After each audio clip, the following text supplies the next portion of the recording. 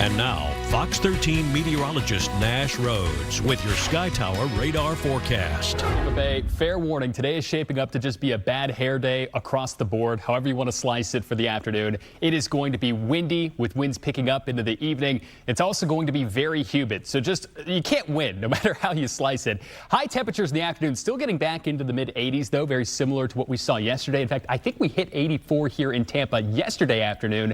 It will become windy as the day progresses, but for now, winds are light at just 5 to 10 miles per hour.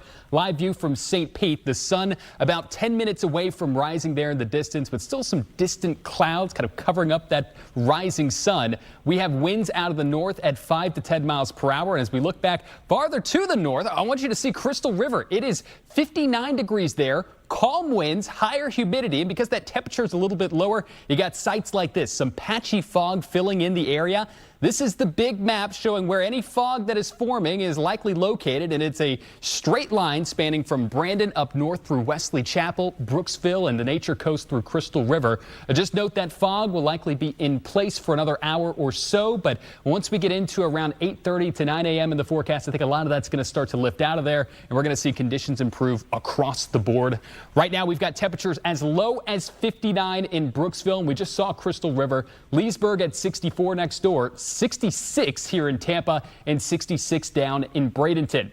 Expect these 60s to flip to the 70s by the late morning time frame, and Tampa Skycast bumps up temperatures much warmer than the 70s. We saw about 84 to 85 degrees for a high temperature this afternoon here in the city. That is awfully warm. I mean, incredibly warm for this time in March, about 6 degrees above the average temperature of where we should be for this time of year. And high temperatures are going to be even warmer than that as we go into our interior counties. How about almost 90 degrees in Wauchula, Arcadia, Northport, Lake Placid, Sebring, even Frostproof getting close to that mark. We'll have winds out of the northeast that will become increasingly breezy again after those high temperatures come through, and it will be through Saturday night into Sunday morning. Those strong winds stick around, and rain chances won't be much higher for us here in Tampa, St. Pete, and Sarasota than about 10 to 20%. Low temperatures each of these mornings in the 60s. It's going to be a mild start to the day, and we've been talking a lot about this cold front that's going to be passing through over the next few hours. It will be very weak temperature-wise, but it will kick up at least some spot rain chances for us, and we are really needing that rainfall with the drought deficit we found ourselves in.